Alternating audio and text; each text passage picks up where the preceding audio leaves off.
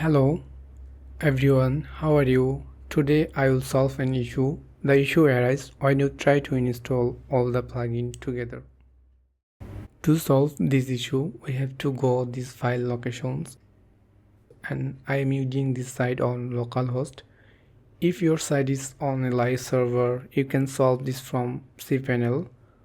Let's go to the localhost. Just open the includes folder from the htdocs folder. Here WordPress is my website name. To select the file, you have to match the file name and open it in any code editor software. So I am using Visual Studio Code. Before editing the code, we have to make sure of the line number. Here we can see my line number is 162. So I am going to find it in the code.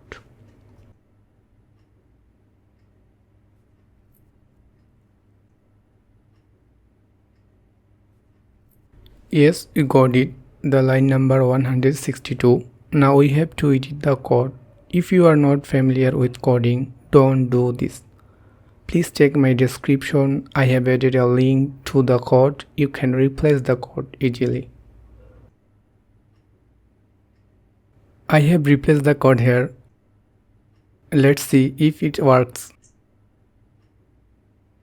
Check all the marks and then run the installation. We have to wait for a minute. It is working perfectly. Thank you very much for watching my video. If you have any questions, please comment and subscribe my YouTube channel. Thank you.